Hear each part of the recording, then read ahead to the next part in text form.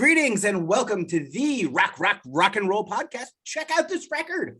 My name is Marc, and of course, with us as always is a man who told you he wouldn't back down, and he hasn't. It's Frankie D. That's right, Marc. I won't back down. I won't be turned around. You could stand me up, my friend, at the gates of hell, but there's no telling what I would do. So, yeah, I don't think he'd back down. But you know what? I've never been to the gates of hell. Who knows? Who knows? Welcome back to the show, friends. Remember, you can check out this record on Spotify, Apple Podcasts, Amazon Music, or wherever you find the finest of podcasts. Golly heck, we're even on that YouTube. That's right. New episodes drip to the drop directly to your ears. And of course, all of this, Marc, is for everybody's listening pleasure. That's right. Here on Check Out This Record, Frank and I, we check out records and, give them the old Gainesville pat down, being sure to check out each nook and cranny, looking for all those tasty bits. But before they go spinning by, but of course, we also indulge in a wide array of musical discussions. I didn't really have a joke for whatever a Gainesville pat down was. I just like the sound of it. Yeah. Anyways, we have a wide array of musical pat downs, like in our Spotlight series, where we dig into a band's catalog, like a couple of grave robbers, and see what's buried in there. A Heartbreakers masterpiece or Tom's collection of commemorative bongs. and also, nooks and crannies also make me think of the Thomas's English muffins. I just want to say that. You gotta love a good toasted English muffin. Yeah, absolutely. Mm-hmm. And also, folks, we have our Versus series where we pit two albums against each other. We may have to do that soon. And they duke it out for total stereo domination. Now, if social media is your thing, and Lord knows it is, be sure to check us out on Instagram. And we even have a Facebook group where we like to drop additional content, leaving you laughing at what I thought the lyrics for Free Fallin' were. Yeah, I mean, it's pretty much if you just replace that F with the B. I thought that's what the song was about for a long time. Oh man, and don't forget, love that, to pop over to the world famous Tube of the U, where we watch and we make silly faces and that whatever scream I just did there, because there's an empty house, so I'm able to do that right now. And of course there's exclusive content, I think, coming. You won't want to miss it. Mostly the exclusive content is our record store trips, for the record. So be sure to click the old subscribe button, like, rate, review, and all that jazz, right, Marc? Absolutely. Speaking of jazz, I've been working on something specifically for YouTube. Frank and I are going to have a YouTube content that will be coming out soon. It's just awesome. Hey, look, we're adults working full-time jobs that get to do this because we're buddies and we want to. So, but I promise there is a fun game coming. It's related to the Metallica release of their 25th anniversary of Black album. It's super. It should be fun, but we don't want to rush it, so I'm not gonna play the game until it's fun. There you go. Anyways, 30th anniversary, right? 30th. What? I don't know. Time and space is a blur. It's that part of the episode, Frank, where we talk about what the episode's about. And it's Tom Big Toke Petty and the Heartbreakers, Hard Promises. Yeah, we are, buddy. Let's do it. Yeah, all right, Frank. This is the band's fourth studio album, Hard Promises, produced by legendary producer Jimmy Iovine, and the band's second for Backstreet Records. Important to note here, distributed by MCA. However, the album was delayed because MCA wanted to release the album for $9.98, Frank, and not the industry standard of $8.98. And used Tom Petty to his back to raise the price of records around the world. Tom Petty didn't want any part of that price hike associated with him or the band or this album, so he fought it until they caved, and the album was released, Frank, for $8.98. Man, I wish albums were that cheap still, don't you? I mean, that dollar was from inflation, right? That's what that was. No, that was greedy businessmen deciding that they needed to make an extra dollar off the record industry and Tom Petty because the middleman needed to charge more. but it was inflation, sure. Yeah. Now, there's no surprise here if you've been listening to this show for a bit that you know that the old Frankster and I love Tom Petty and his band, the Heartbreakers. Absolutely. So Heart Promises turned 40 earlier this year, and Woo. why not take a look back at it? The album was surprisingly overshadowed by Stevie Nicks and the song the band wrote for her record, Stop Dragging My Heart Around. While they were thrilled that the song was a hit, it seemed to overshadow the release of Hard Promises. And the album was seen as one for Heartbreaker loyalists and not a significant album otherwise, which is total bullshit.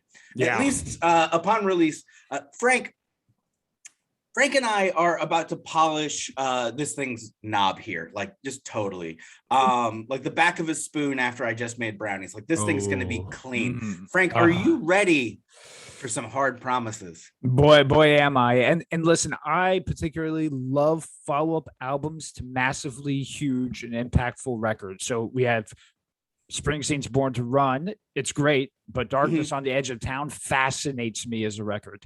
Damn the Torpedoes is an absolute gem, but Hard Promises doesn't back down and it doesn't get turned around. No, sir, it doesn't. We're going to jump right into this guy, folks. Track 1, The Waiting. Frank, the album opens with a staple of the band's sound, a somber rock tune about the difficulties of waiting for love to be returned. As it kicks off, the band sets this amazing tone with this just gorgeous big open chords, straightforward drums, and Beaumont's haunting organ skills are all over this bad boy. Frank, your thoughts on the track, and of course, does The Waiting set the right tone for Hard Promises, or should the band have looked somewhere else for an opener? I think this is the perfect opener. It's not 100% reflective of what the record, but it's okay because it's the right opening song. This sound was really being duplicated by a lot of bands around the 2005 timeframe, where they were going after that Springsteen kind of petty sound. It's got jangle, it has folk, has heartland elements, and of course, how many times when waiting have we all said to whomever is around, whether you're a Tom Petty fan or not, the waiting is the hardest part. So I'm all in on this as the opening song. Absolutely. And what a great line, right? The waiting is the hardest part. It sure is. So good. Track 2, A Woman in Love. Yeah. It's Not Me. I'm not crazy about It's Not Me in the title. I think you put she in brackets before a woman in love, and it's a better title. But again, that's just me being picky about titles. That said, I fucking love this song, co-written by guitarist Mike Campbell and Tom Petty. The band really keeps it simple on this arrangement. Tom Petty's voice and Beaumont's keys are just really build this amazing atmosphere in this song. Frank, she's a woman in love. Is it you? It's always me. That's the answer. It really is. So like you, I'm not in love with the brackets and the whole secondary title. As someone who writes songs when I can, I never understood the value in the brackets. Like, is it a backup name for the song? I never got the intent. But anyway, that aside, the beauty of Mike Campbell is his ability to write like these memorable licks, and I love the arrangement, and the riff really acts as another voicing to the song. And Marc, do you know who played bass on this song? I do. It's the legendary Donald Duck Dunn. Yes. That makes the song a million times better now. It totally does. I'm happy you know that. Hang on to it for later. Track 3. Oh, that's why it wasn't in the script. Night Watchman.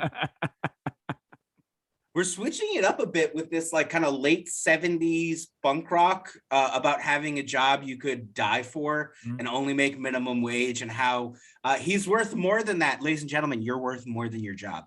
Yes. But after all, yes, he's just mostly listening to the radio when he gets bored. He has, he goes out back and does what Tom Petty does, a little puff, puff, pass, buddy.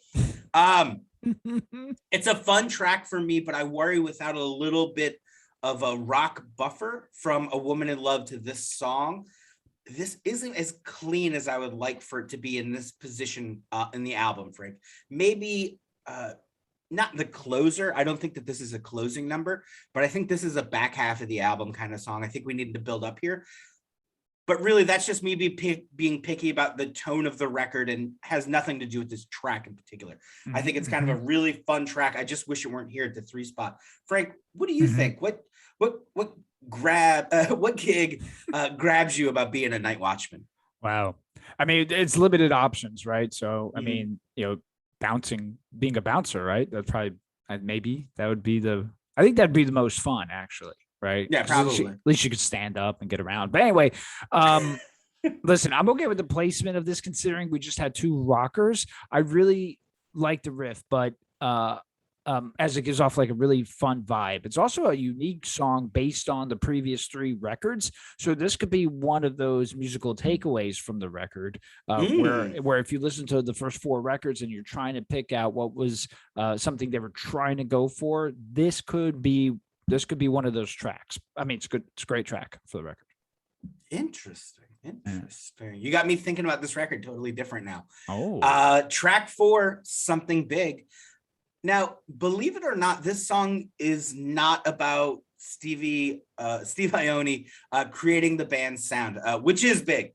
Rather, this one is about one of those Tom Petty masterpieces about real people and the bullshit they tell themselves to get by.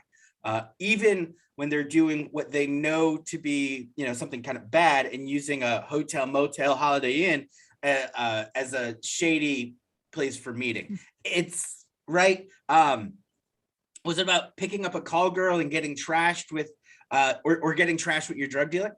Hey now, Frank, what says you? Does it feel like a Sunday? Does it feel like June? Oh man, you hear these horror stories about how tough Iveen is to work with, but he does deliver here with just a great production of this song. Really crystal clear sound, and those acoustic guitars give it kind of this dirty, almost Western feel to it. The song kicks ass. I love that song. It's so good. So track 5, King's Road. The band comes out full blast after a quick 4 count from their fearless leader with a great, almost rockabilly reference. And I'm getting a rock number about people trying to sell him on some fancy threads, which of course is very Tom Petty, right? It's just people want to sell me cool clothes. Classic Tom Petty, keeping it simple while crushing a simple and easily stuck in your head hook. Frank, you're a New World guy on the old King's Road. What'd you think? Well, back to the rock here, my friend. And let me tell you, I've been on Old King's Road and I was the youngest person there. And actually, I have no idea what that means. So I was just late at night writing these things, But this is classic Petty. And by this time, this was really kind of his trademark. And this was more than his trademark. This sound is what people started identifying Tom Petty with. So, and rightfully, beautifully so. Beautifully so, my friend. Track 6, Letting You Go. Oh, we're back to the heartbreak and some 50s inspired woes and oohs. I'd love this in that 3 spot, Frank. I think if this were up higher in the album, I'd really like the flow of it. I think it flows for the album, would have benefited a bit more with this song. I adore this number. The band takes its time here to really sell each woe and ooh, and I couldn't be happier to hear them. How about you, Frank? Yeah, I can see this at the 3 spot for sure. Another branching out song that I feel on this album, because you get these 50 inspired aspects mixed with the rock that they were lending a hand in creating. So I think that's a really cool mix. And like you, Marc, I adore this song. Yeah, you really feel there's a lot of Beatles influence between Tom Petty and Iveen on this. You can really feel them honing in on that love about it. Anyways, track 7, A Thing About You. I'll tell you, man, I have a thing about this song. On the surface, it's this really cute little rock number, kind of about having a crush, but pull up those lyrics and listen along and hear Tom. And you can hear Tom doesn't just have a thing. He's obsessed. He's in love, and he's working up the balls to say anything. I feel like this song would be super creepy if they recorded it in a really slow and haunting way. I like the way you kind of like the way Every Breath You Take by The Police can be kind of creepy. Yeah. Like, I feel like this has that potential to it, but it's just got enough, again, of that little bit of Beatles magic to it to make it kind of fun. What do you think, Franco? Yeah, this could be my favorite on the record. There's definitely an obsessive, almost compulsive aspect to this tune. I mean, you could transpose this song also too into a folk tune, rockabilly. Hell, I'm sure as a punk song, it would even be glorious. The album version, or not the album version, but this version on the album has actually a little country flair to it, which actually led to it reaching number 14 on the Billboard Hot Country chart. Well, dang, Frank's just killing it on the trivia today. Woo! Track 8, Insider. Yep. Here we have Stevie Nicks joining us in her first of 2, I'll call them cameos on the album. And of course, we get these we get these amazing lyrics from the album. I'm an insider. I've been burned by the fire, and I've had to live with some hard promises. I've crawled through the Braries. I'm an insider. Or probably said Briars wrong, but Briars. Briars, thank you. I'm not a good reader. You guys haven't figured that out yet. Just cool lyrics, right? Tom's always got these fun, and of course we get the title track in those lyrics of Hard Promises, or the title line.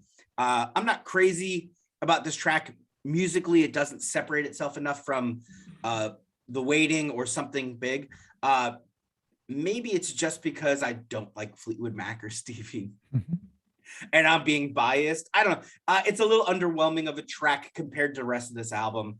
But it's not bad by any stretch. It just doesn't live up as much as some of the rest of it has. What do you think, Frank? Yeah, so I have to be careful because yeah, that's fair. One of my wife's favorite is Stevie. Now, remember, my wife doesn't like Fleetwood Mac. She likes Stevie's solo stuff. So there is something that, a difference there. Not that she doesn't. I should rephrase it. It's not that like she doesn't like Fleetwood Mac. She's just that doesn't do anything for her. So we have Stop Dragging My Heart Around, and of course Weird Al, Stop Dragging My Car Around. Right. Those two, I like those two better. However, this isn't bad. It just kind of seems a little bit longer than it should have been. So it's kind of the weird track maybe of the record. Yep. Well, let's just go ahead and move on, right? Track 9, The Criminal Kind. You can hear a ton of the band's Southern rock and country influence on this really cool rock groove. I'm not sure, but this feels like one of those old Tommy's I'm pissed at the record industry tunes. Yeah. Tom loved to be pissed at the record industry, but I could definitely be wrong. I just dig the fuck you attitude that brings to this track. Frank, you've got a criminal mind. The Criminal Kind. This song has such an attitude, and I love when Tommy gets like this. Southern rock, country influence for sure, and that Dylan pitch in his voice, really, really cool tune here. Yeah, just awesome. Track 10. You can still change your mind. Weird little synth intro. I think I really was just like, where did this little like come from? But whatever. Then the band comes in low and slow behind it and sets the mood for the closer. I'm of the opinion that this would have made a killer title track for the album, Frank.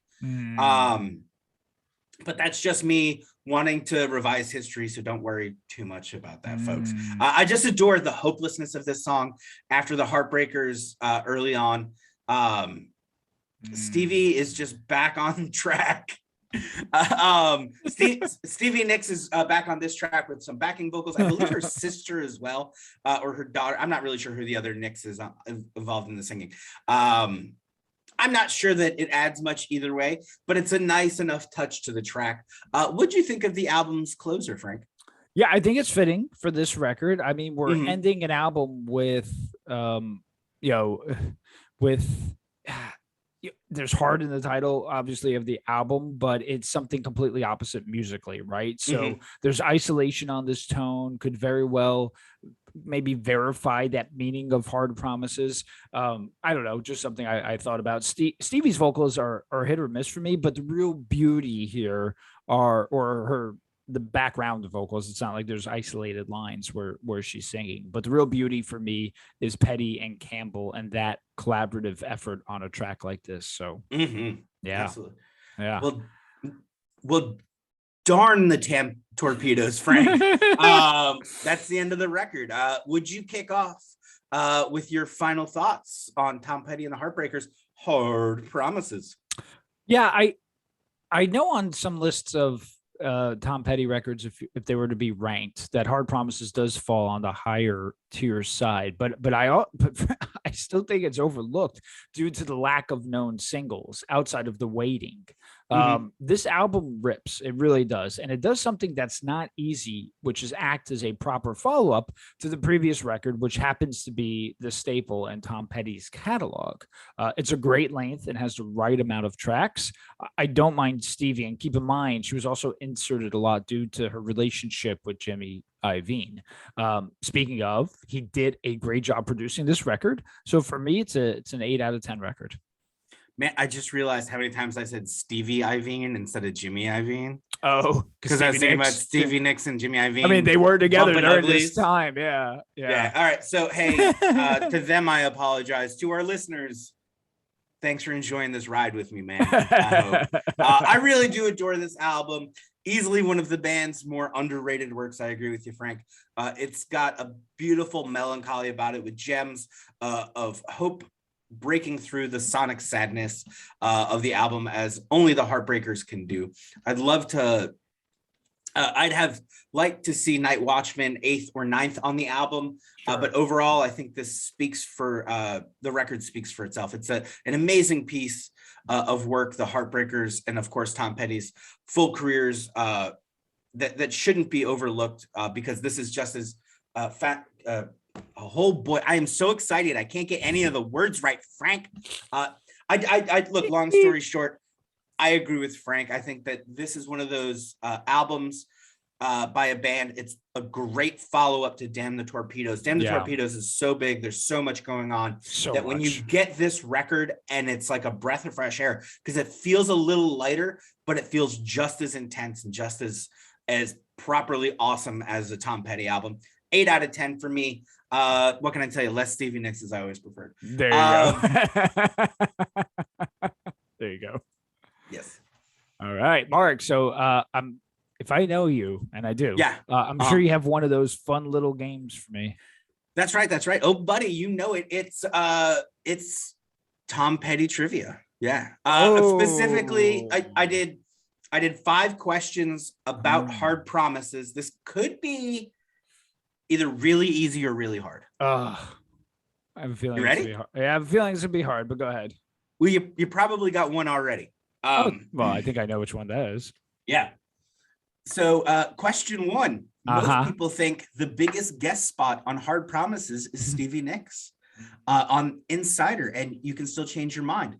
But listeners of this show know the best guest appearance by this bass player on A Woman in Love. Yep. Who's that, Frank? Old Donald Duck Dunn, my friend. That's right. Oh my goodness. Question 2. You ready? You're batting 100 so far. Oh God.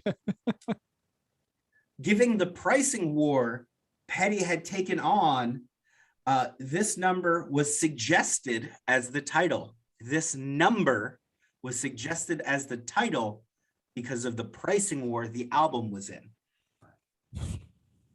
This title was suggested. It's a track title or no? It is a number.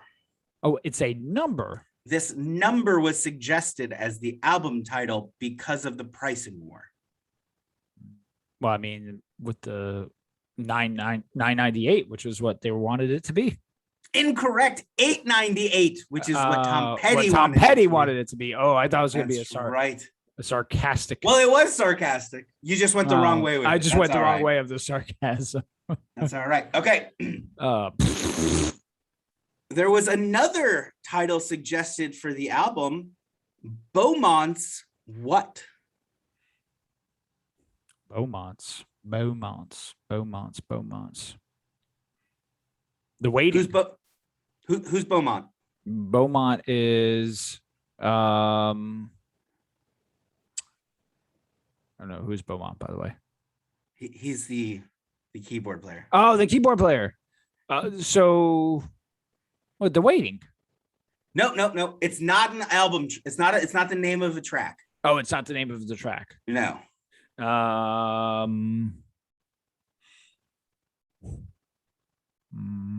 Stop Dragging My Heart Around. No. Revenge. Beaumont's Revenge. Oh, Beaumont's Revenge. Okay. Was the other suggested title for the album. Okay. Got it. Question 4. You're doing terrible. Yeah, I know. I'm horrible at trivia, by the way. During the recording of Hard Promises, this legendary rock star was supposed to visit the band in studio, but was assassinated just days before his scheduled visit. Yeah. Who is John Lennon? Correct. Yeah. Now, on the OG US and Canadian pressings of Hard Promises, on the A side in the dead wax, so Frank read it, the center of the record before it runs out, are the We Love You JL. JL. Yep. And Etchington stands for John Lennon, as Jimmy Iovine and was friends with John Lennon and was able to set up the meeting, and Tom Petty hadn't met him and was very excited. Oh, yeah, totally. Yeah. Talk about a bummer. All right. Well, hey, you're 2 for 4, right? We're at 50%. Let's see if you get the last one and can tip it into the victory column. All right. Kind of my life. Go ahead. Oh, man, I wrote some crazy question for this one. Really? Okay.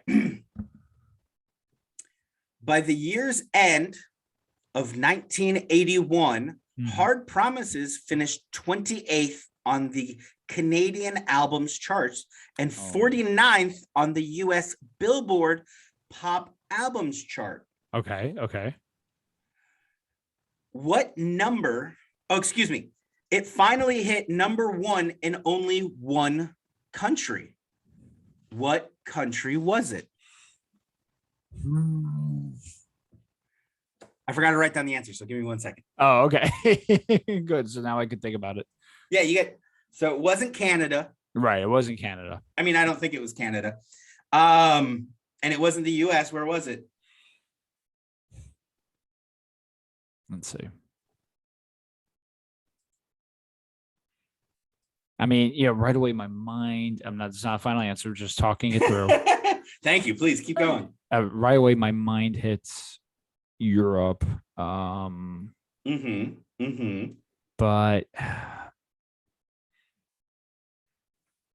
I know overseas. I know pretty much everywhere. Think about a different overseas. Yeah. I'm going to say, just Asia in general. Asia. I don't think so. I don't think New Zealand, I don't believe is technically part of Asia. I don't know. You're the friend with history teachers, not me. But the answer is New Zealand. The album went to number 1 in New Zealand. Oh, man. Yeah. It's the only country it went to number 1. So unfortunately, of this round's 5 questions, Frank. Horrible.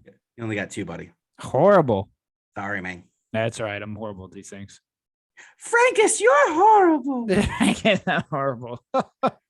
Are you sure New Zealand is not part of? I mean, it could be part of Asia. Right. Like the Asian continent, even though it's an island and it's closer to Australia, which is technically a continent, but right. Yeah. I mean, you could say it's part of the Pacific. Okay. I don't know. I mean, I don't know. Yeah, I guess we got. Look, let's face it. You didn't have a clue. Yeah, I didn't have a clue. You're going to argue for this point. You didn't have a clue. No, I'm not. Okay. All right. Touche. Wow, Mark. That was great. Wasn't it, Frank? I had so much fun. I know. You really did. What do you want to do next week? Well, okay. So I have choices for you. Sure.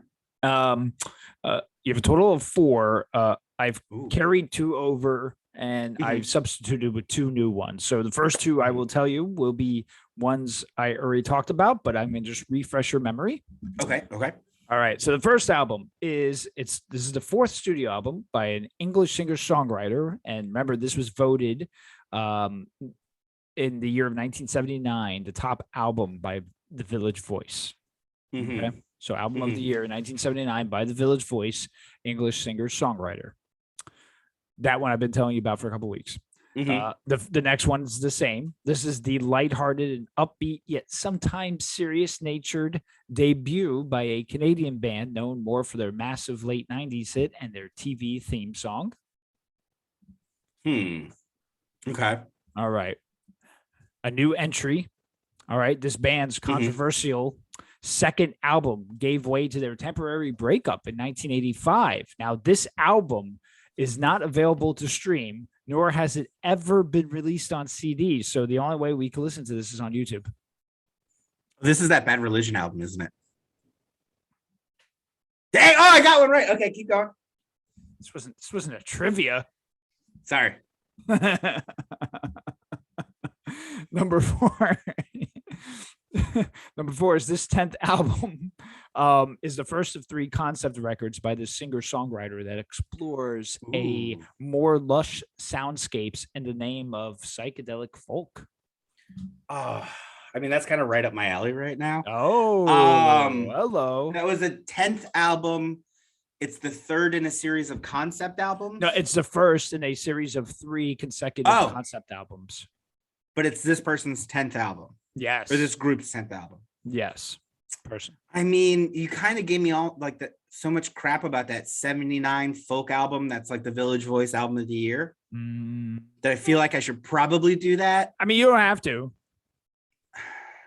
I want you to go with Where Your Heart Desires. I know which one you won't be picking. So yeah, that Bad Religion polka album or whatever it is. Yeah, all right. So that one was Into the Unknown, just so you know. The second Bad Religion album. That's what it was called, right?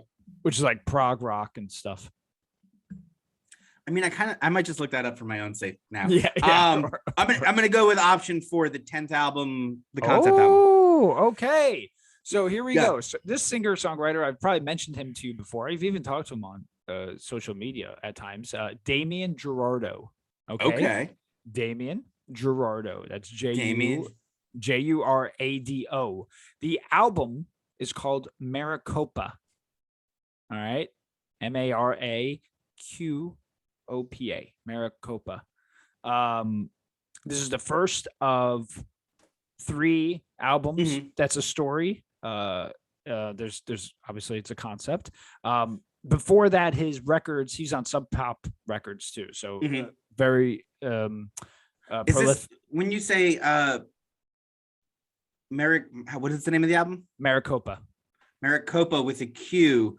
That Q, so it's not QAnon related. It's not about okay, I just want to make sure. No. So the story is about this person who disappears from society, and he takes nothing with him except for like a couple $100, and he comes across this mysterious place, and it's called Maricopa, and he's discovering interesting things, and then he ends up leaving. So it's kind of someone who wants to leave society and kind of their interactions and stuff like that. Very cool. All right. I'm looking forward to seeing where this concept folk album goes. Right. Now there's a deluxe album, but we're going to talk about the traditional setup, 10 songs, 36 something minutes. Nice. Yeah. So it's good there. But yeah, this guy's pretty prolific. He's been releasing stuff since, the 90s. Sub Pop Records. A lot of these, previous 10 records were just singer-songwriter stuff with an acoustic, and then he got a little bit more experimental. This is the start of that experimentation. So I'm interested in digging in there. Yep.